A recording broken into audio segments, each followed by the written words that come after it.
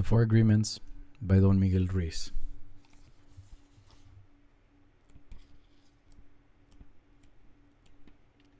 Chapter 3, page 56. There are conflicting agreements that go against other agreements and on until it becomes a big war in the mind.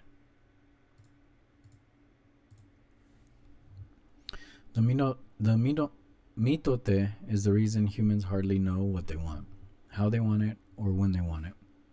They don't agree with themselves because there are parts of the mind that want one thing and other parts that want exactly the opposite. Some parts of the mind has objections to certain thoughts and actions, and other part supports the action of the opposing thoughts. All these little living beings create inner conflict because they are alive and they each have a voice. Only by making an inventory of our agreements will we uncover all of the conflicts in the mind and eventually make order out of the chaos of the mitote. Don't take anything personally, because by taking things personally, you set yourself up to suffer for nothing. Humans are addicted to suffering at different levels and to different degrees, and we support each other in maintaining these addictions. Humans agree to help each other suffer. If you have the need to be abused, you will find it easy to be abused by others. Likewise, if you are with people who need to suffer, something in you makes you abuse them. It is as if they have a note on their back that says, "Please kick me." They are asking for justification for their suffering. Their addiction to suffering is nothing but an agreement that is reinforced every day. Wherever you go, you will find people lying to you, and as your awareness grows, you will notice that you also lie to yourself. Do not expect people to tell you the truth because they also lie to themselves. You have to trust yourself and choose to believe or not to believe what someone says to you. When we really see other people as they are without taking it personally, we can never be hurt by what they say or do. Even if others lie to you, it is okay. They are lying to you because they are afraid. They are afraid you will discover that they are not perfect. It is painful to take that social mask off. If others say one thing but do another, you are lying to yourself if you don't listen to their actions. But if you are truthful with yourself, you will save yourself a lot of emotional pain. Telling yourself the truth about it may hurt, but you don't need to be attached to the pain. Healing is on the way, and it's just a matter of time before things will be better for you. If someone is not treating you with love and respect, it is a gift if they walk away from you. If that person doesn't walk away, you will surely endure many years of suffering with him or her. Walking away may hurt for a while, but your heart will eventually heal. Then you can choose what you really want. You will find that you don't need to trust others as much as you need to trust yourself to make the right choices. When you make it a strong habit not to take anything personally, you avoid many upsets in your life. Your anger, jealousy, and envy will disappear. And even your sadness will simply disappear if you don't take things personally. If you can make this second agreement a habit, you will find that nothing can put you back into hell. There's a huge amount of freedom that comes to you when you take nothing personally. You become immune to black magicians, and no spell can affect you regardless of how strong it may be. The whole world can gossip about you, and if you don't take it personally, you are immune. Someone can intentionally send emotional poison, and if you don't take it personally, you will not eat it. When you don't take the emotional poison, it becomes even worse in the sender, but not in you. You can see how important this agreement is. Taking nothing personally helps you to break many habits and routines that trap you in the dream of hell and cause needless suffering.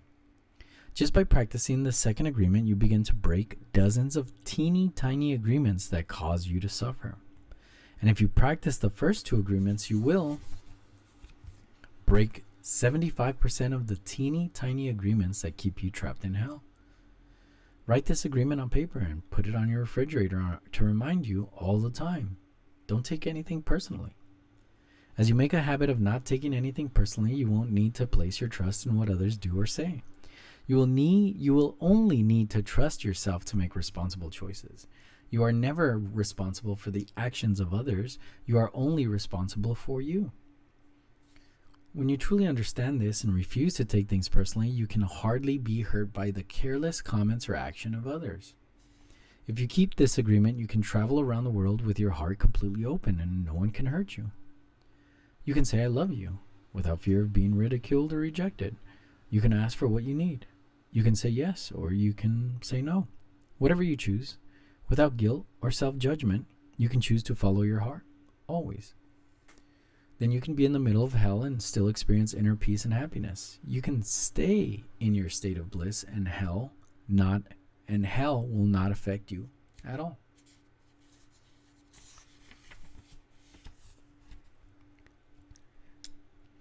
Chapter 4, the third agreement. Don't make assumptions. The third agreement is don't make assumptions. We have the tendency to make assumptions about everything. The problem with making assumptions is that we believe they are the truth. We could swear they are real. We make assumptions about what others are doing or thinking. We take it personally, then we blame them and react by sending emotional poison with our word. This is why whenever we make assumptions, we're asking for problems. We make an assumption, we misunderstand, we take it personally, and we end up creating a whole big drama for nothing. All the sadness and drama you have lived in your life was rooted in making assumptions and taking things personally. Take a moment to consider the truth of this statement. The whole world of control between humans is about making assumptions and taking things personally. Our whole dream of hell is based on that.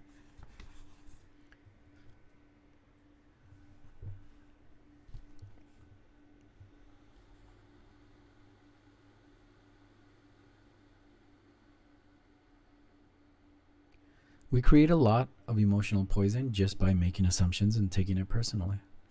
Because usually we start gossiping about our assumptions. Remember, gossiping is the way we communicate to each other in the dream of hell and transfer poison to one another. Because we're afraid to ask for clarification, we make assumptions and believe we are right about the assumptions. Then we defend our assumptions and try to make someone else wrong.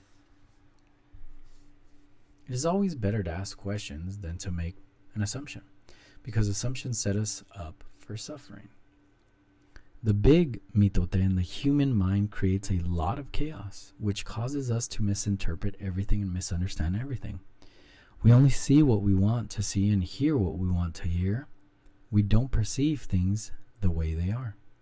We have the habit of dreaming with no basis in reality. We literally dream things up in our imaginations because we don't understand something. We make an assumption about the meaning, and when the truth comes out, the bubble of our dream pops and we find out it was not what we thought it was at all.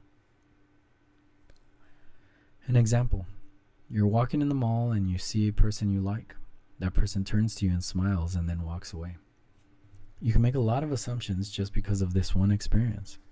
With these assumptions, you can create a whole fantasy, and you really want to believe this fantasy and make it real.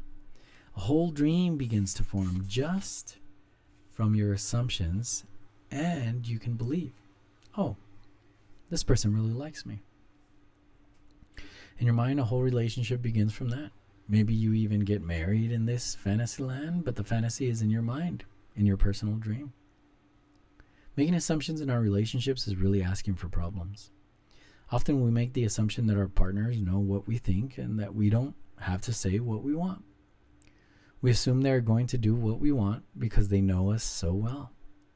If they don't do what we assume they should do, we feel so hurt and say, you should have known. Another example: you decide to get married and you make the assumption that your partner sees marriage the same way you do. Then you live together and you find out this is not true. This creates a lot of conflict, but you still don't try to clarify your feelings about marriage. The husband comes home from work and the wife is mad and the husband doesn't know why. Maybe it's because the wife made an assumption.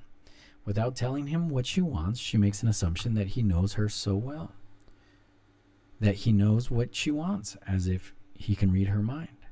She gets so upset because he fails to meet her expectations.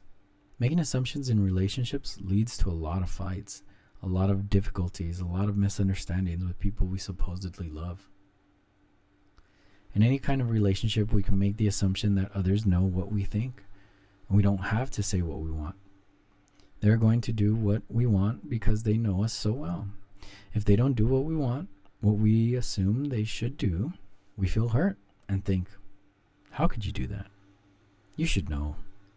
Again, we make the assumption that the other person knows what we want. A whole drama is created because we make this assumption and then put more assumptions on top of it.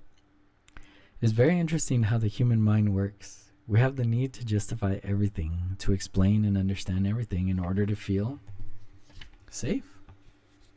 We have millions of questions that need answers because there are so many things important. We have millions of questions that need answers because there are so many things that the reasoning mind cannot explain. It is not important if the answer is correct. Just the answer itself makes us feel safe. This is why we make assumptions.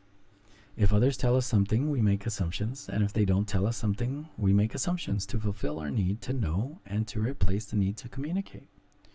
Even if we hear something that we don't understand, we make assumptions about what it means and then believe the assumptions.